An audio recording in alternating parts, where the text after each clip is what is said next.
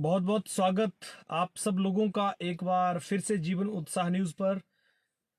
बड़ी ब्रेकिंग फिर आपके बीच में। आज सुबह से ही अनियमितताओं का माहौल बना हुआ है। सबसे पहले सुबह जो है वो एक पुष्टि की गई जिसमें हिमाचल के जिला हमीरपुर में 3 कोरोना पॉजिटिव की खबर आई।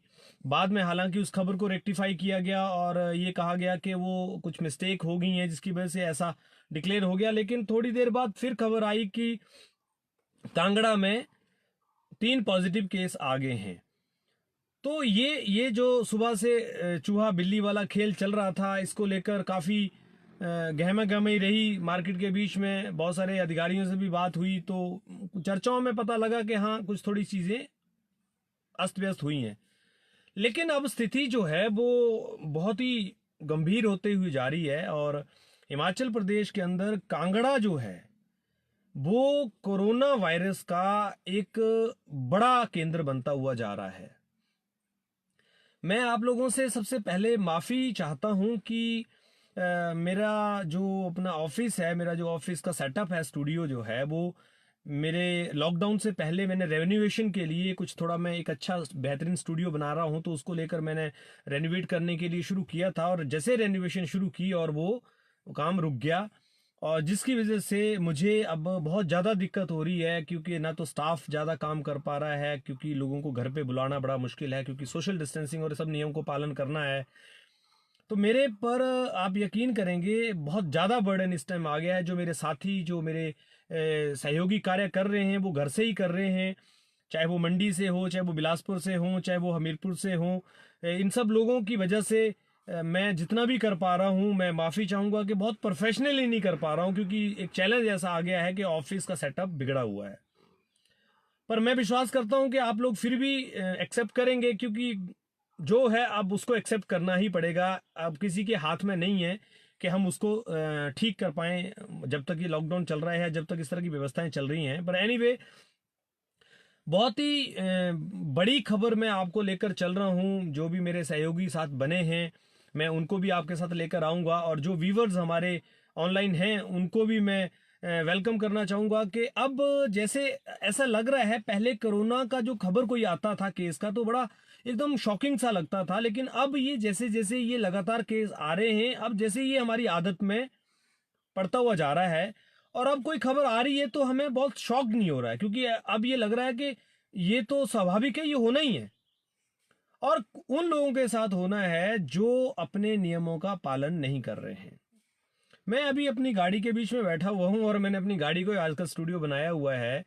और कई बार लोग कहते हैं कि आप मास्क नहीं लगाते हैं, तो कई बार गाड़ी में अकेला व्यक्ति है तो जब कोई इस तरह का यहाँ है ही नहीं तो मास्क की जरूरत नहीं पड़ती है। मास्क का अर्थ ये है कि आप किसी के संक्रमित या किसी व्यक्ति के संपर्क में आए तो आपको उससे बेनिफिट रहे, तो बस ये। और बाकी आप कहीं अपने हाथों को कहीं लगाते हैं तो उसकी वजह से आपको कहीं संक्रमण ना हो, इसलिए थोड़ा मास्क का उपयोग रहता है। हालांकि ये करना चाहिए, मैं इसके लिए स्ट्रांगली रिकमेंड करूंगा कि आप सब लोग मास्क का जो है वो उपयोग जरूर करें, हैंड सैनिटाइजर का उपयोग जरूर करें।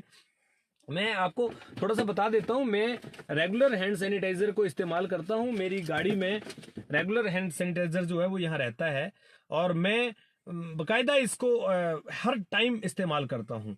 और देखिए, ये हमने अपनी सुरक्षा के लिए करना है, हम सब लोगों को जागरूक होना पड़ेगा। लेकिन अभी मैं आपको लेकर चल रहा हूं कांगड़ा में।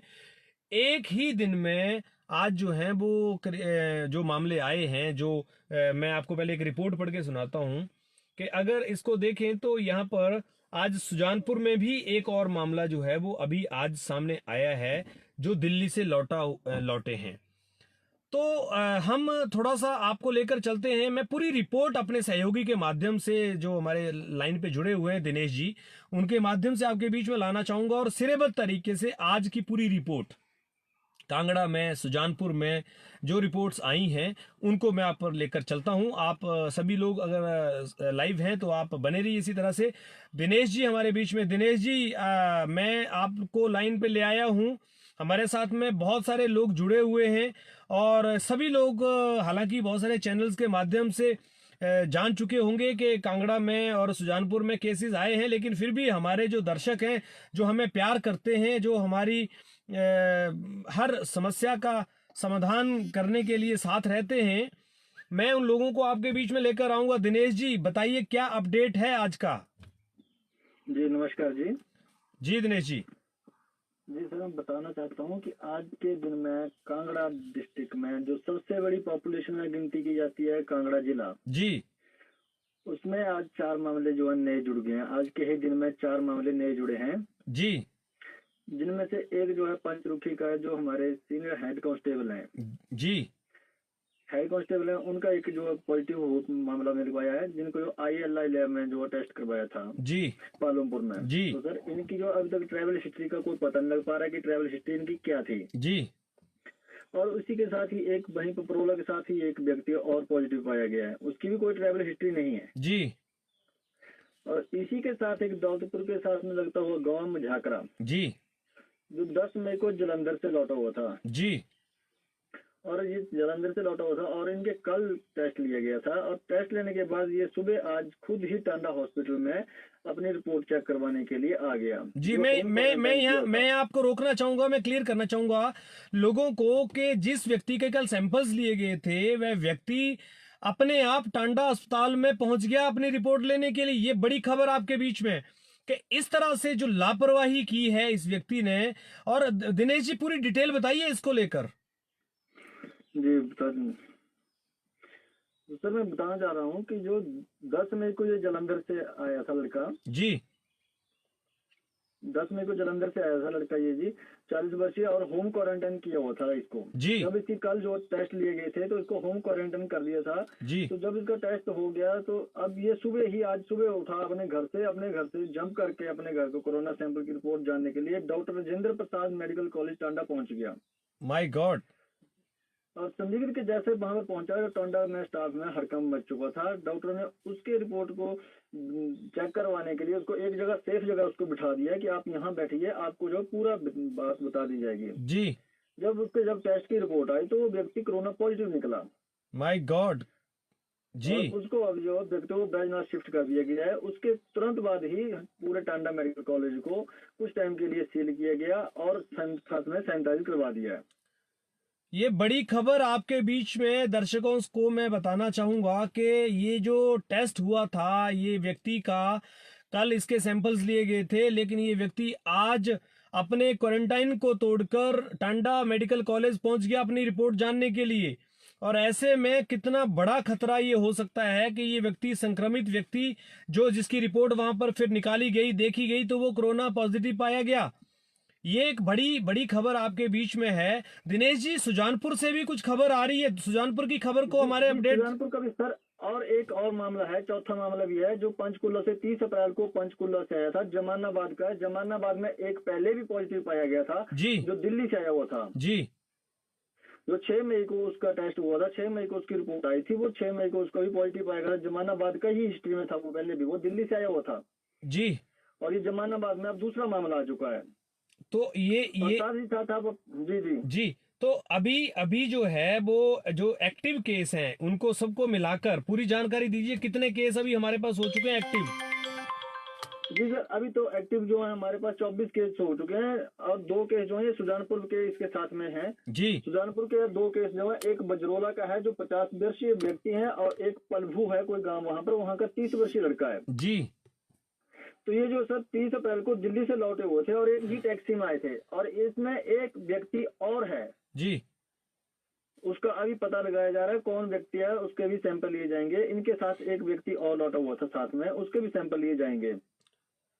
जी मैं दिनेश अब जो है हिमाचल में टोटल 65 हो चुके हैं हमारे केस, और इसमें एक्टिव केस जो हैं 24 हो चुके हैं सर। एक्टिव केस 24 हो चुके हैं। मैं यहाँ पर हमारे दर्शकों को जरूर बताना चाहूंगा कि अब जो कोरोना को लेकर हम बात कर रहे थे, जो ट्रैवल हिस्ट्री की बातें कर रहे थे, जो हम सब डिस्कशंस करते थे, मुझे ऐसा लगता है, ये मेरा व्यक्तिगत ओपिनियन है कि अब हमें चाहे वो ट्रैवल हिस्ट्री रही हो या नहीं रही हो, हमें बहुत ही ज्यादा एहतियात बरतनी पड़ेगी, क्योंकि कौन व्यक्ति कहाँ किसके साथ मिलता है इसको कोई भी जस्टिफाई नहीं कर सकता।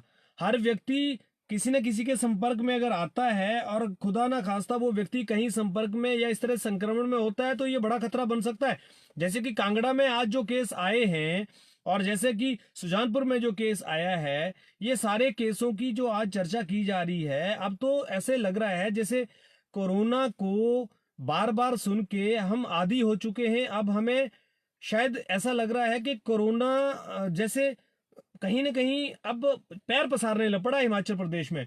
तो ये जो वजह है, ये बड़ी वजह मैं आपको बताऊं, आज मैं एक्चुअल 2-3 डिबेट्स पे था, 2-3 लगातार डिबेट्स की वजह से आज मैं काफी व्यस्त रहा। और मैंने जैसे आपको पहले बताया कि मेरा थोड़ा सा ऑफिशियल सेटअप बिगड़ा हुआ है। मैंने लॉकडाउन से पहले अपने ऑफिस का सेटअप डिस्टर्ब कर दिया था रेनोवेशन करने के लिए, और उसकी वजह से ना तो ऑफिस में स्टाफ बैठ पा रहा है और ना ही बैठने के लिए प्रॉपर, क्योंकि आप समझ सकते हैं मीडिया के लिए प्रॉपर स्पेस चाहिए होता है वर्किंग के लिए, वो भी सब बिगड़ा हुआ है। तो मेरी मजबूरी ऐसी हो रही है कि मुझे अकेले को ही सारा काम करना पड़ रहा है।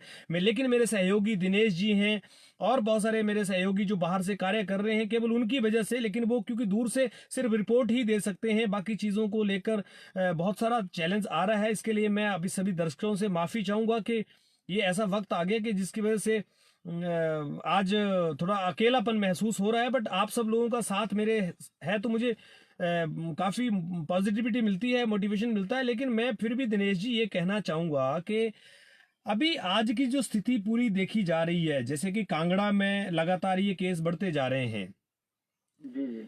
अभी इसको लेकर कोई खास चीज हुई है? प्रशासन ने क्या कोई इसको लेकर एहतियात बरतने की बात की है? जिस तरह से, क्योंकि कर्फ्यू में भी अब ढील दे दी गई है, और सरकार क्योंकि उद्योगों की बात भी लगातार कर रही है कि वो भी चलने, दुकानें भी खोलना बहुत आवश्यक है। तो ऐसे में हमीरपुर की जो स्थिति है, जैसे सुजानपुर में भी एक केस सामने आया है आज। जी सर, जो सुजानपुर का केस है सर, उसमें तो सबसे बड़ी बात है, जो केस है वो साथ में कांगड़ा डिस्ट्रिक्ट भी लगती है और मंडी डिस्ट्रिक्ट भी लगती है, बॉर्डर पर केस है। जी ये बॉर्डर पर केस है, तीनों डिस्ट्रिक्टों में ये बॉर्डर पर केस है। तो ये तो तीनों ही डिस्ट्रिक्टों में एहतियात की बहुत बड़ी जरूरत है। जी। दिनेश जी, आप रुकेंगे हमारे साथ में लाइन पे 2 मिनट के लिए? मैं कुछ लोगों से बात करना चाहता हूं आज।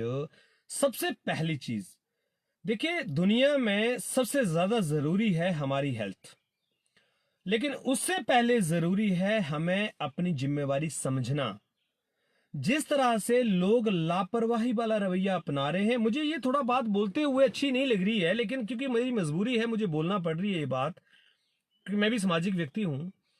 जिस तरह से मार्केट में लोग आ रहे हैं, लोग 4-4 लोग, 5-5, 6-6 लोग इकट्ठे घूम रहे हैं। बहुत सारे लोगों को मैंने देखा वो क्रिकेट खेल रहे हैं, बैठकर ताश खेल रहे हैं। उन लोगों को थोड़ा सा जरूर समझना पड़ेगा कि अब समय जो है वो बदलाव का है, हमें बदलना पड़ेगा। क्योंकि अगर हम नहीं बदलते हैं तो हमें कोरोना जो है वो मजबूर कर देगा बदलने के लिए। जिस तरह की सिचुएशंस आज आ रही हैं हिमाचल प्रदेश, पिछले अगर हम 10-12 दिन पहले की बात करते हैं तो कुछ और ही दिख रहा था। ऐसा लग रहा था जैसे अब हम कोरोना से मुक्त होते हुए जा रहे हैं। लेकिन ये विडंबना रही है इस महामारी की कि ये जहां से जाती है वहां वापस भी आती है।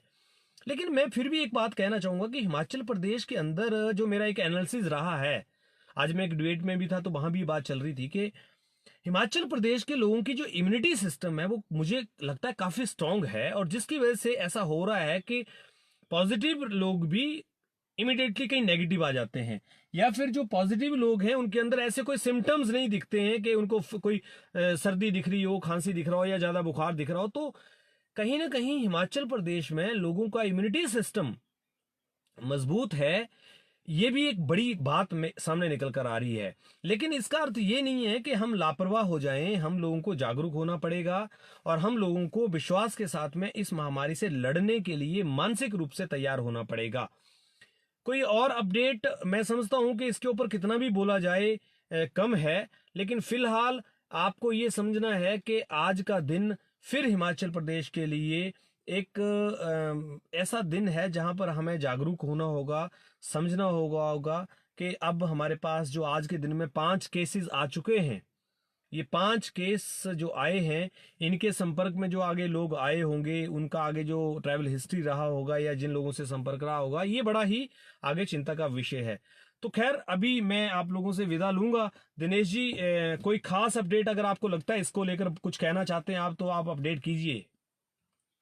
जी सर, अभी तो कोई ज़्यादा जानकारी नहीं है। जितना बता सकते हैं, जो ये हमीरपुर वाले थे, इनको सेकेंडरी आइसोलेशन जो सुविधा स्थल है हमारा RCH राधा स्वामी चैरिटेबल हॉस्पिटल भोटा में, इनको शिफ्ट किया जा रहा है। जी और बाकी एहतियाती ही बरतना सब कुछ है सर। चलिए और ठीक है, एक्टिव मैं केस जो है 24 हो गया। आज के ही दिन में 6 केस जो है एक्टिव हो चुके हैं आज 6 केस हो गए, यानी 4 कांगड़ा में, और 2 जो है हमारे सुजानपुर 2 सुजानपुर में, 6 केस। मैं माफी चाहूंगा, सुजानपुर में 2 हैं, एक नहीं, 2 केस सुजानपुर में, यानी 6 केस आज के दिन में मिलना एक बड़ी चिंता का विषय है।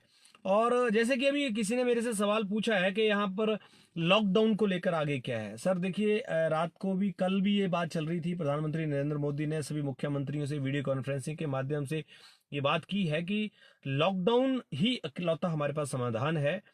पर एक लॉकडाउन को पूर्ण रूप से करके हम आगे नहीं बढ़ सकते, इसलिए हमें सब राज्यों ने अपने अपने तरीके पे इसकी रणनीति बनाने का प्लान किया है। और ये लॉकडाउन तो आगे बढ़ेगा, इसमें कोई शक नहीं है। पर यह है कि जहां ग्रीन जोन होंगे वहां पर कुछ अलग नियम होंगे, जो ऑरेंज जोन होंगे वहां अलग रहेंगे, रेड जोन होंगे वहां अलग होंगे। तो हम सब लोगों को प्रयास ये करना है कि अपने क्षेत्र को हम ग्रीन जोन में लाएं। और ये तभी लाया जा सकता है जब हम इस कोरोना के प्रति जो दिशा निर्देश दिए जा रहे हैं सरकार के, उनका पालन करेंगे।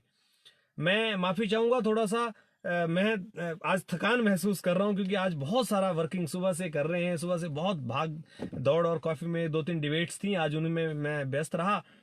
तो आज मैं चाहूंगा कि अभी नए अपडेट कोई आएगा तो अब मैं आपको जरूर लेकर आऊंगा, लेकिन फिलहाल आप सब लोग हमारे साथ बने हैं, आपका प्यार हमें मिला है, हमें बहुत ही ज्यादा खुशी रहती है।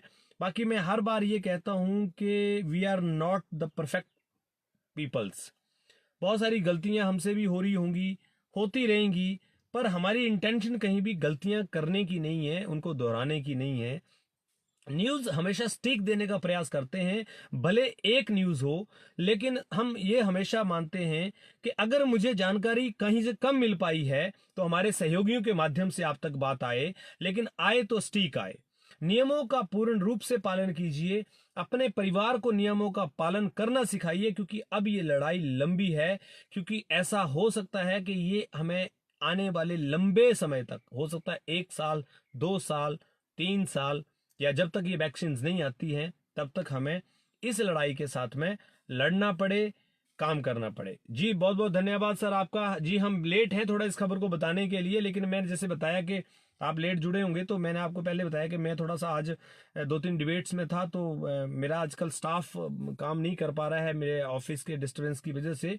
बट एनीवे, आप बने रहिए, भगवान ने चाहा तो बहुत जल्दी आपको एक अच्छा सेटअप हम देंगे, जिसके अंदर आप सब लोग अपने विचार भी रख पाएंगे, और आप सब लोगों का प्यार जिस तरह से मिल रहा है तो और भी हम बेहतर कर पाएंगे। बहुत बहुत धन्यवाद आपका। आप सब लोगों की सराहना के लिए मैं हमेशा आपका ऋणी रहूंगा। मेरे अंदर इतनी काबिलियत नहीं है, बट आप जैसे योग्य लोग जब मेरे साथ हैं तो काबिलियत भी आ जाएगी। कहा जाता है कि जब मूर्ख के साथ में योग्य लोग जुड़ जाते हैं तो मूर्ख भी संगत में योग्य बन जाता है। जब आप जैसे योग्य लोगों की संगत मेरे पास है तो मेरी मूर्खता भी एक दिन समझदारी में जरूर बदलेगी। आप सब लोग इसी तरह से बने रहिए, अपना प्यार, अपना सहयोग, जीवन उत्साह को हमेशा दे के रखिए। मैं यही आप लोगों से विनती करना चाहता हूं। बहुत बहुत धन्यवाद आपका एक बार फिर से। बने रहिए हमारे साथ इसी तरह से। हमारे न्यूज को अगर पसंद आए तो शेयर जरूर कीजिए, ताकि हमें भी हौसला मिले, हमें भी गाइडेंस मिले आपकी। और कमेंट जरूर कीजिए, अगर कोई गलती हो तो उसके लिए क्षमा प्रार्थी। बहुत बहुत धन्यवाद आपका।